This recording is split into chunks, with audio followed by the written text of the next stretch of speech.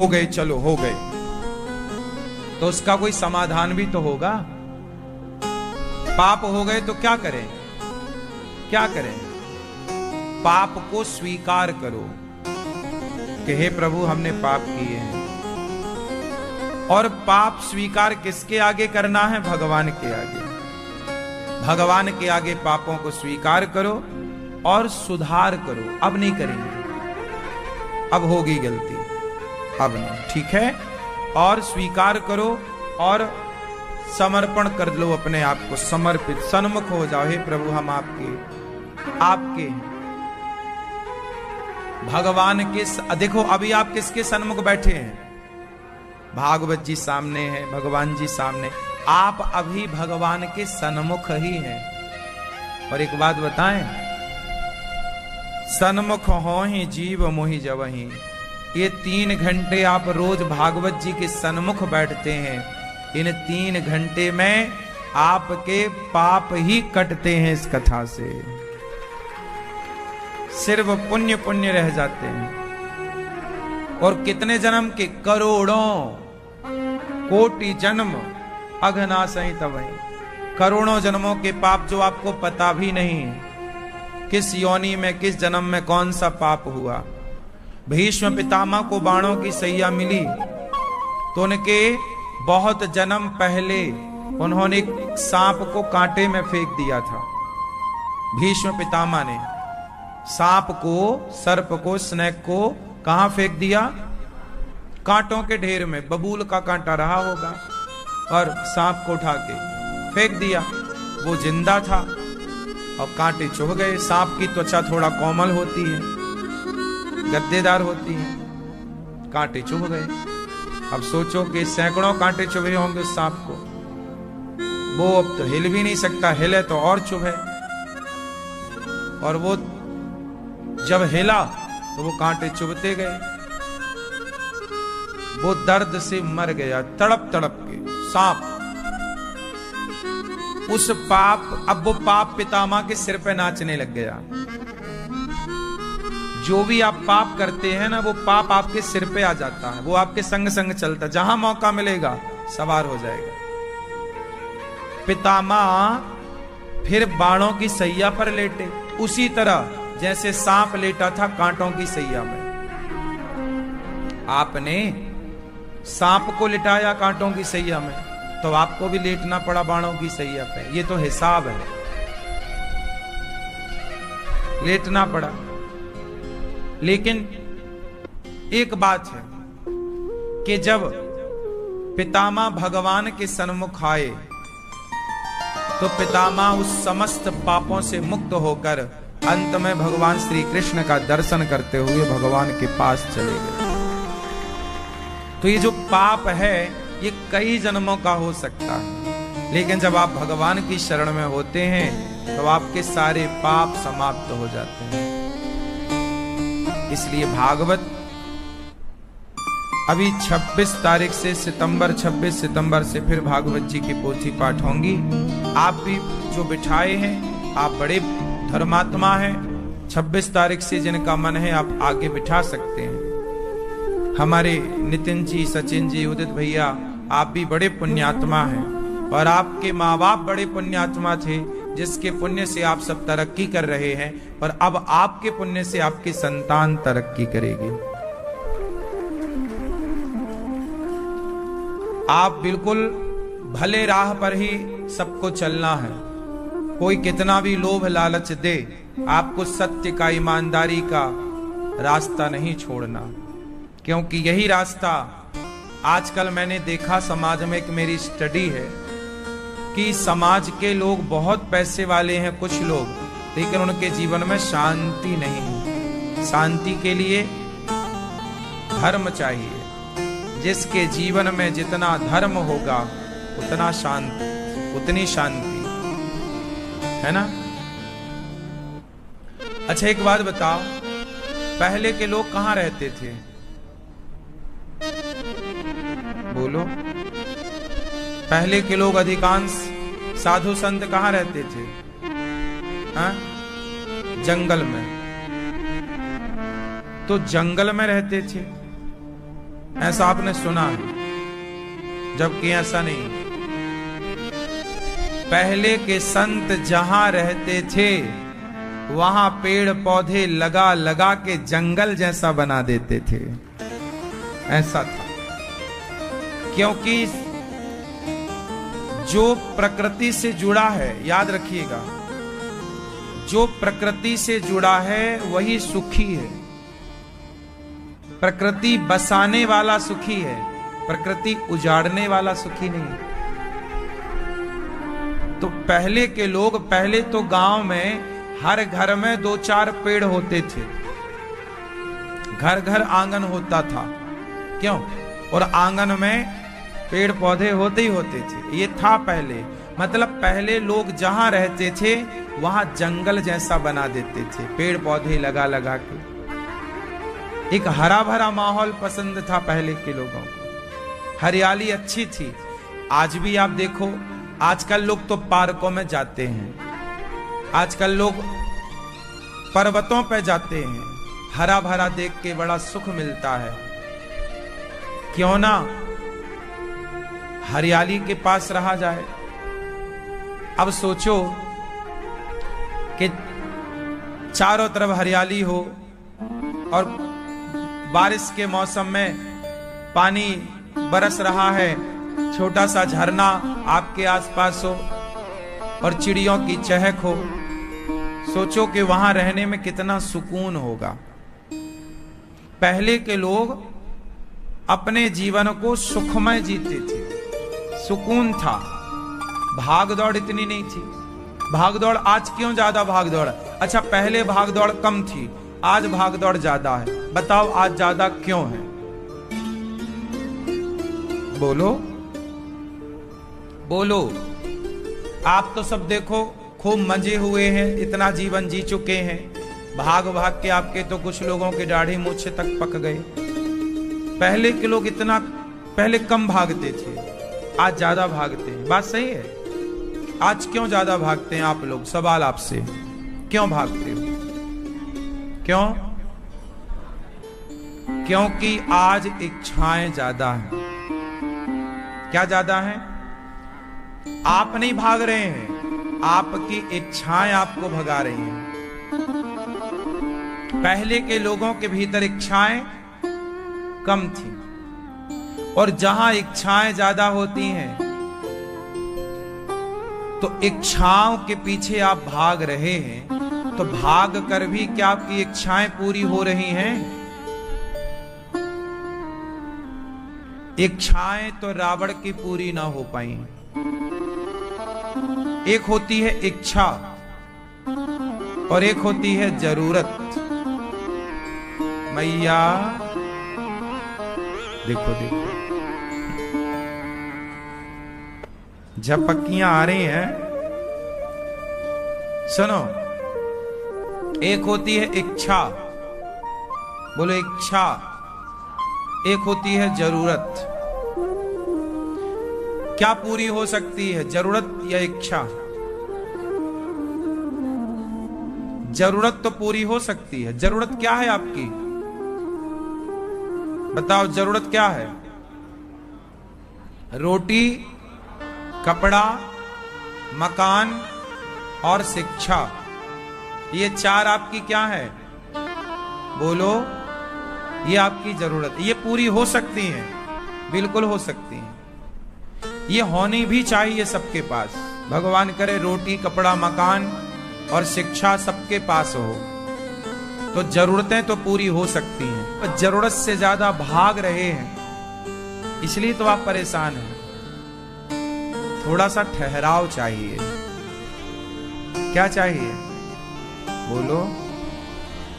नहीं, पैसा कमाना बुरा नहीं है, मैं पैसा कमाने का मना नहीं कर रहा। मेरा अर्थ ये मत समझ लेना कि मैं पैसे के लिए रोक रहा हूं। खूब कमाओ,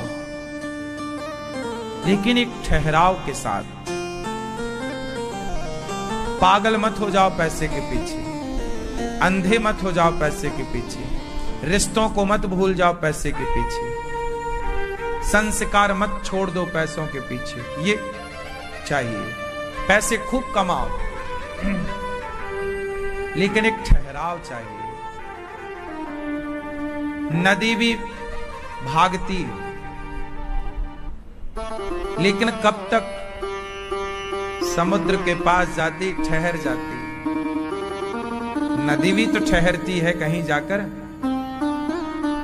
नहीं? नदी भी ठहरती है कहीं जाकर, कब तक भागेगी? नदी भी ठहरती है, लेकिन आप हैं कि ठहरते नहीं, बस भागे जा रहे हैं। और भागे भी कहां जा रहे हैं आपको ही नहीं पता, कहां भागे जा रहे हैं। कहां भागे जा रहे हो? भागते हुए व्यक्ति से पूछो कहां जा रहे हो? काम से, काम से, काम से। एक दिन काम से चला जाता है, ठहराव नहीं। पहले के लोग प्रकृति से जुड़े थे, प्रकृति से बड़ा प्यार था। थोड़ा समय निकालो, आप टीवी देखते हैं, मोबाइल देखते हैं, आज मैं बताऊं आपको क्या देखना चाहिए। आपके आसपास कहीं जंगल हो या हरियाली हो, खूब सारे पेड़ पौधे हो, वहां जाओ, चुपचाप बैठो, वहां पे आपको एक गिलहरी नजर आएगी। कौन? जोर से। आप कुछ मत करना, बस एक जगह बैठ जाना और बस उस गिलहरी को देखना, उसका चलना, उसका खाना, उसका हर मोमेंट आप देखना। टीवी तो देखते ही हो ना, ये समझ लो कि ये टीवी चल रही है। चिड़िया को देखना, पेड़ पर आएगी, चुक चुक करेगी। उस प्रकृति को देखने का एक अपना सुकून है। हर जीव को देखो, प्रकृति ईश्वर ने बनाया, देखो गिलहरी को देखो और देखकर ये सोचो, एक सोच होना, एक विचारधारा में डेवलप करना चाहता हूं आपके भीतर। जब आप गिलहरी को देखेंगे तो आप ये पाएंगे कि आप कितने अच्छे हैं उस गिलहरी से। ईश्वर ने आपको कितना अच्छा बनाया है। आप चिड़िया को देखना, उस चिड़िया से फिर अपनी तुलना करना कि आप अच्छे हैं या चिड़िया अच्छी है। ईश्वर ने चिड़िया को एक गुण दिया है, उड़ने का। चिड़िया उड़ सकती है, लेकिन चिड़िया के जीवन में इतना सुख नहीं है जितना आपके जीवन में है। क्यों? गिलहरी के जीवन में इतना सुख नहीं है जितना आपके जीवन में है। हर पक्षी को देखना, हर पशु को देखना, गाय को देखना, बकरी को देखना, कुत्ते को देखो, बिल्ली को देखो, सबको जी भर के देखो और देख कर सीखो कि वो और हम में अंतर क्या है।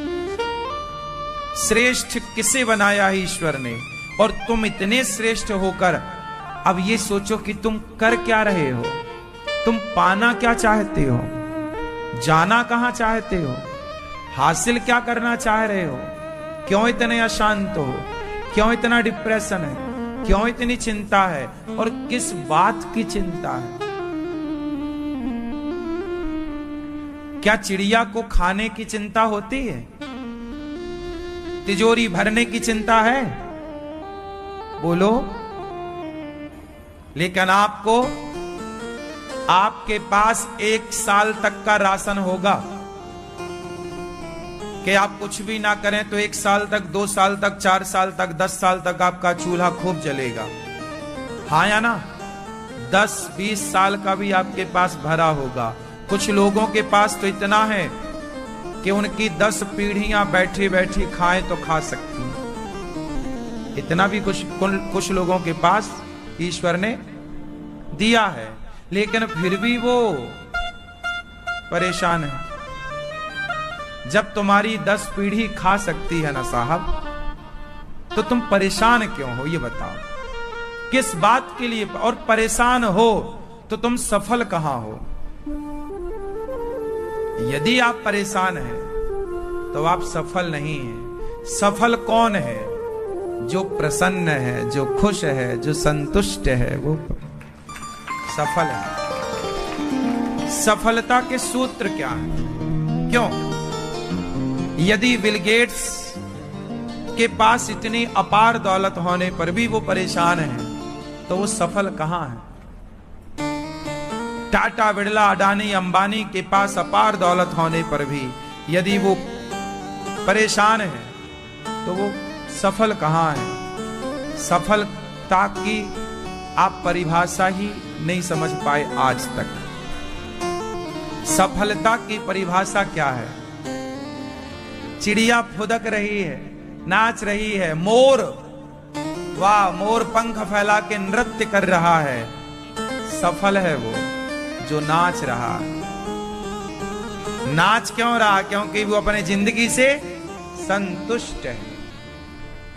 नहीं, चिड़िया फुदक रही है, वो नाच रही है, वो खुश है। गिलहरी, आपने जीवों को, बंदर देखो, खा पी के ना लेट जाता है ऐसे चित। बंदर प्रसन्न है, बंदर खेलते हैं अपने बच्चों के संग, मौज करते हैं। लेकिन एक आप हैं जो दिन रात तनाव में जीते हैं, टेंशन में रहते हैं। ना जाने किस बात की फिक्र है तुम्हें, पता नहीं तुमने इतना कुछ पाकर भी तुम अशांति की तरफ कैसे चले गए।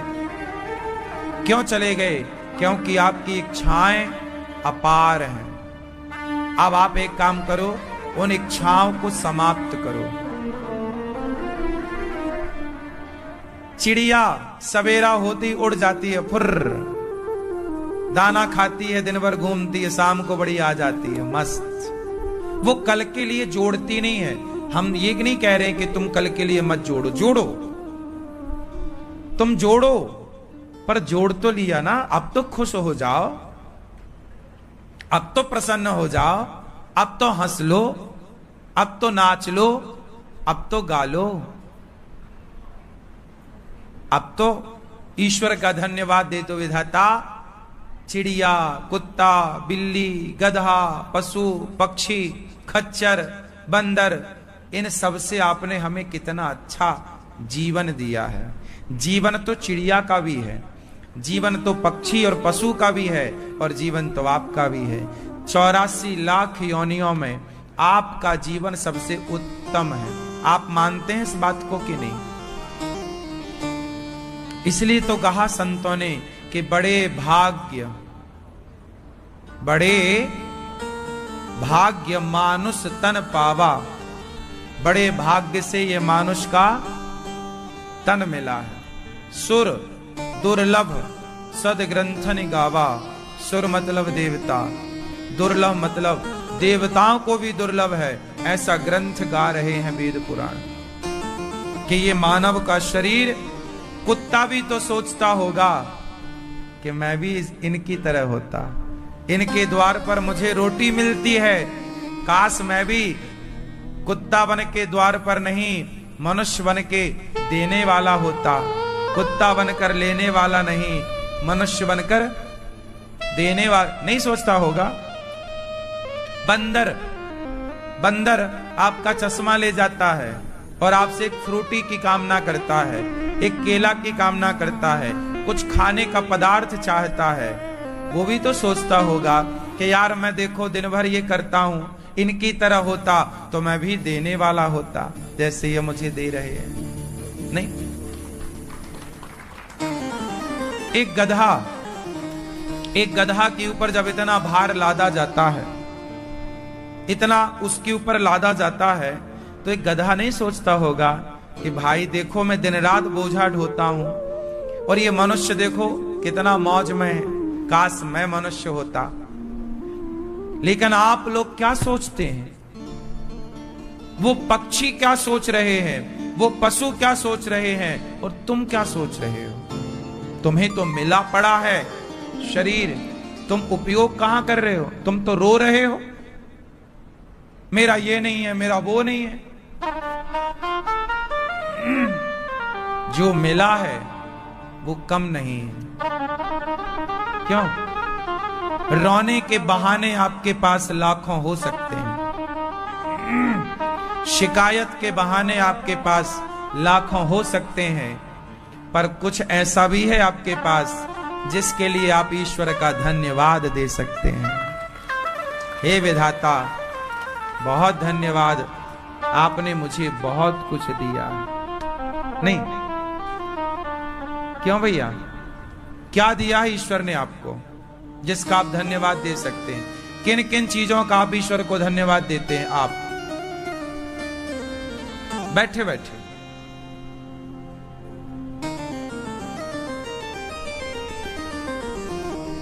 संसार दिया और